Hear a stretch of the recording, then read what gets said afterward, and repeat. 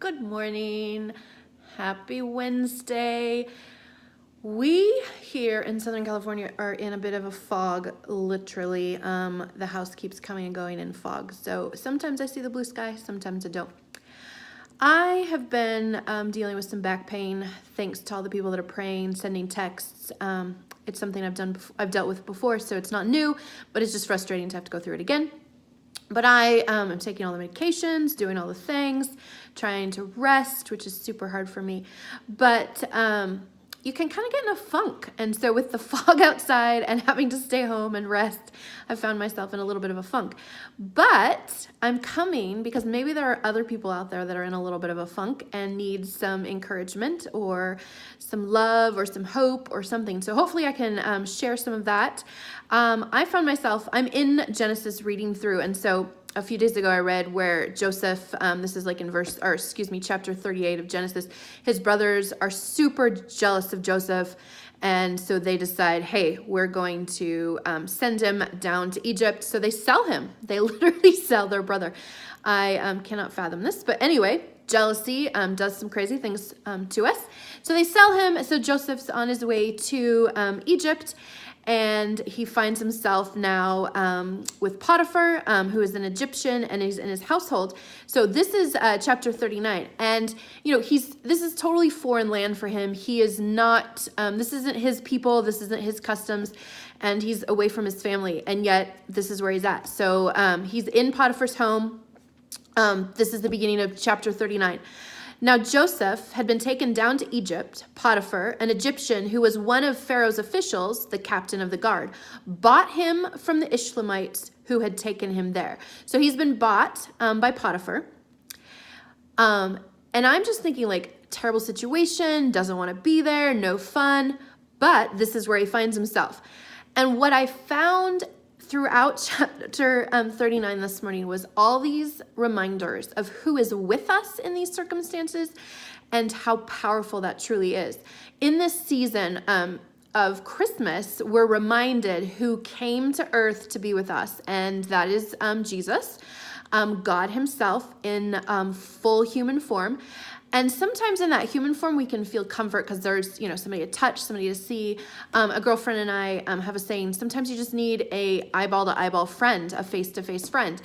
And yet sometimes we don't get that. And Joseph is on his own. And so reading on, verse 2, the Lord was with Joseph, and he prospered, and he lived in the house of his Egyptian master.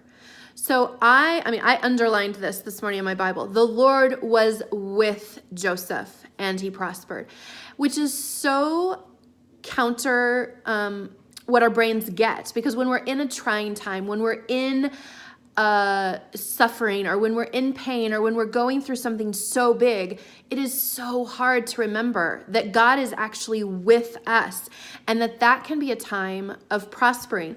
The chapter goes on to talk about how Potiphar's wife is tempting him and trying to, she does. She puts him kind of up for, his head is on the chopping block, like accused him of, you know, trying to sleep with her.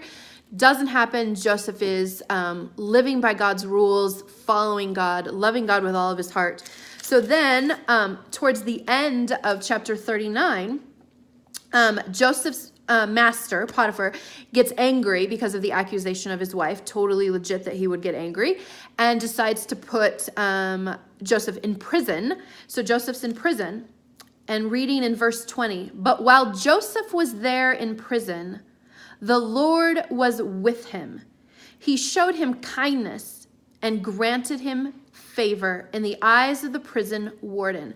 So here he is. It's getting worse. Not only is he not with his family or his people or in his culture or custom, he's now in prison for doing something he did not do.